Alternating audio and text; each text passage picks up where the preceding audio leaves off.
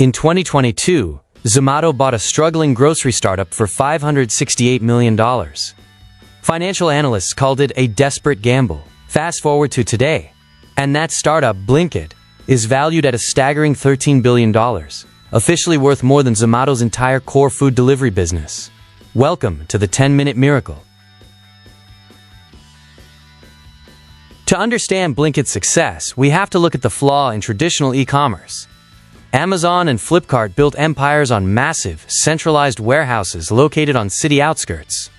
This model is highly efficient for bulk storage, but physically impossible if your customer needs milk, medicine, or a phone charger right now. Next-day delivery was no longer fast enough. Before Blinkit, there was Grofers. Founded in 2013 by Albinder Dinsa and Saurabh Kumar, Grofers started as a standard grocery delivery app. But they were bleeding cash. They relied on traditional supermarkets for inventory, leading to stockouts, delayed deliveries, and heavy discounting just to retain customers. The business model was fundamentally broken. In late 2021, realizing the traditional model was dead, Grofers executed one of the most aggressive pivots in Indian startup history. They rebranded to Blinkit, abandoned the scheduled delivery model entirely, and promised something that sounded physically impossible: delivery in under 10 minutes. The industry laughed, but the founders knew something the skeptics didn't. Running a 10-minute delivery operation burns cash at an astronomical rate. Facing a funding winter, Blinkit was rescued by Zomato in an all-stock deal. Many Zomato shareholders panicked, wiping out millions in market cap. But Zomato's CEO, Deepinder Goyal, saw the ultimate synergy, combining Zomato's massive logistics fleet with Blinkit's high-frequency use case. The secret to 10-minute delivery isn't reckless driving, it's real estate. Enter the dark store. These are micro-warehouses strategically hidden in densely populated neighborhoods. They look like supermarkets inside, but they are closed to the public. By bringing the warehouse within a 2-kilometer radius of the customer, the transit time is practically eliminated. Blinkit doesn't just open stores randomly. They use intense data mapping to analyze demand density. They divide a city into micro-markets. If a neighborhood orders high volumes of energy drinks at midnight and fresh milk at 6 a.m., that specific dark store's inventory is tailored exactly to that micro-market. It's localized commerce on steroids. The moment you hit pay, a countdown begins inside the dark store. Packers don't wander aisles looking for items. An algorithm dictates their exact walking path to collect items in the most efficient sequence. A typical order is picked, scanned, bagged, and handed to a delivery partner in under 2 minutes flat. The remaining 8 minutes are for the road. But how do they know what you want before you order it? Predictive algorithms. Blinkit's AI adjusts inventory based on real-time triggers. Is it raining? Move umbrellas and pagoda ingredients to the front shelves. Is there a cricket match tonight? Overstock cold beverages and chips. This reduces dead inventory and maximizes throughput. Initially, quick commerce was just for emergency groceries. But Blinkit realized that once you train a consumer to expect 10-minute gratification, they want everything instantly. They expanded their stock-keeping units, or SKUs, from basic vegetables to high-margin electronics, premium cosmetics, and even iPhones. This single decision altered their unit economics forever. For years, experts claimed quick commerce would never be profitable. The cost of running hundreds of micro-warehouses and paying thousands of riders seemed too high. So how did Blinkit achieve Adjusted EBITDA profitability by 2025? Let's break down their brutal yet brilliant unit economics step by step. Revenue Stream 1 is the classic retail margin. Thanks to regulatory shifts allowing an inventory-led model, Blinkit buys goods from suppliers at a discount and sells them at retail price. While margins on staple groceries are razor-thin, the margins on beauty products, toys, and electronics are substantial, significantly boosting the bottom line. Next is the take rate from third-party brand listings. Brands pay Blinkit a commission on every completed order. By late 2025, Blinkit pushed its take rate to a massive 18.1%, considerably higher than standard food delivery platforms. As their market dominance grew, their negotiating power with fast-moving consumer goods companies skyrocketed. Then comes the consumer side. Blinkit moved away from the, quote, free delivery trap that plagued early e-commerce. They implemented dynamic delivery fees based on order size, distance, and weather conditions, alongside a flat convenience fee per order. Consumers proved they are more than willing to pay a premium for the luxury of reclaimed time. But the real secret sauce, the highest margin revenue line, is advertising. Blinkit is essentially a retail media network. Brands pay heavily for sponsored product placements and category banners. If a brand wants to appear first when you search for chips, they pay Blinkit. This revenue requires zero inventory and drops straight to the bottom line. Now, let's look at the costs. Operating over 2,000 dark stores means massive fixed expenses. Commercial rent, electricity for heavy-duty cold storage, and internet infrastructure cost lakhs of rupees per store every month. To cover this base cost, a dark store must process roughly 1,200 to 1,500 orders a day just to break even. Inside the store, manpower is the next major cost.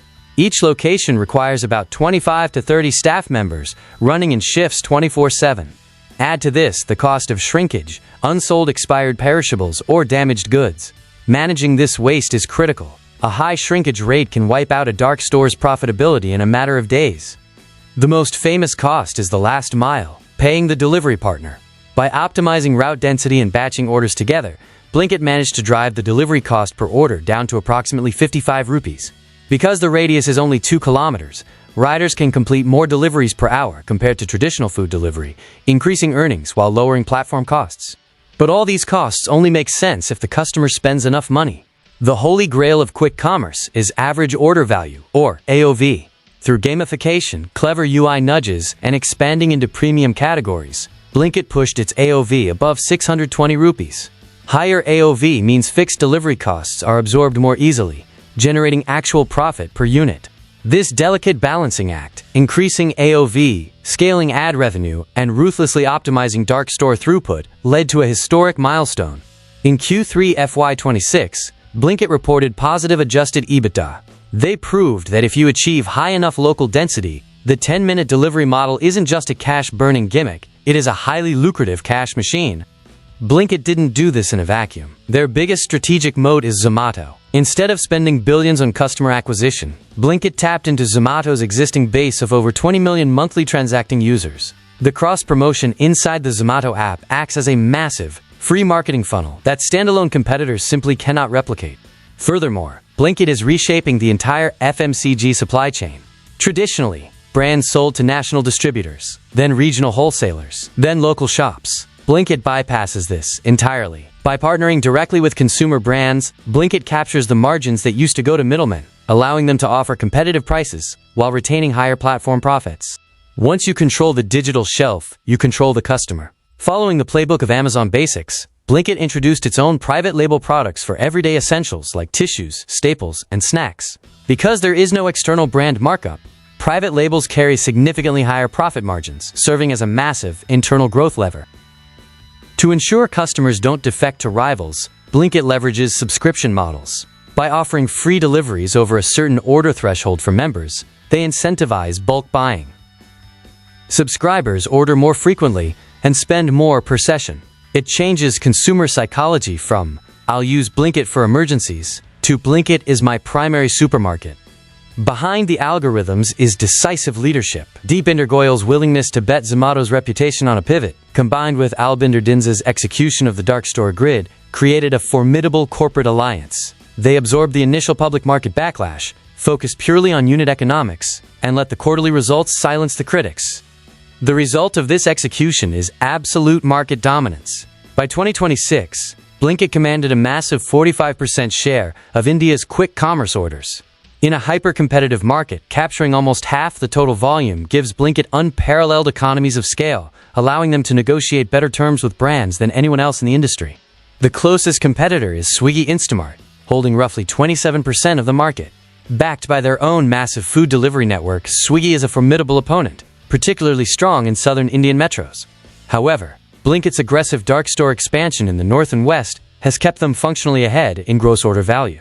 Then there is Zepto, the standalone unicorn founded by two teenagers. Holding about 21% market share and valued at over $5 billion, Zepto is the purest player in the space. Without a food delivery parent company to fall back on, Zepto relies entirely on extreme operational efficiency. The war between these three platforms is driving global retail innovation. But why is this happening in India specifically? It's a perfect storm of macroeconomics. Rising disposable incomes, a massive base of dual-income working professionals with zero time, and the world's cheapest mobile data have created a consumer base that values convenience over minor price differences.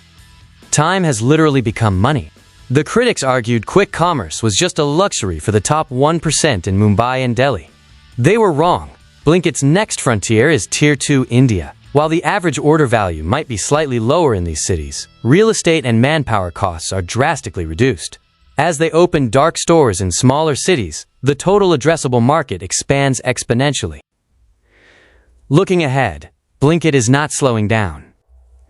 Parent company Zomato injected thousands of crores into the business to fast-track their infrastructure, aiming to operate well over 2,000 dark stores across the country. This density will allow them to deliver practically anything, from apparel to home appliances, in minutes. A massive unseen advantage is regulatory compliance. By achieving Indian-owned and controlled company, or IOCC status, Blinkit navigated complex foreign direct investment laws. This allowed them to officially shift toward a partial inventory-led model, giving them legal clearance to own their stock, maximize gross margins, and scale their private labels aggressively. With a $13 billion standalone valuation, more than double its nearest competitor, the Wall Street analysts are asking the big question: will Zomato eventually spin off Blinkit into its own initial public offering? While management remains tight-lipped, the sheer scale of Blinkit's revenue engine makes it a prime candidate for unlocking massive shareholder value in the future. The ultimate takeaway from the Blinkit case study is this: convenience is no longer a premium feature, it is a fundamental utility. What started as a desperate pivot to survive a dying grocery model ended up rewiring the psychological expectations of 1 billion people. Blinkit didn't just win a market, they created a new one. From a $568 million bailout to a $13 billion empire, Blinkit's turnaround is a masterclass in unit economics and operational audacity. I am DEBJYOTI, and if you found this deep dive valuable, hit the subscribe button for more corporate case studies.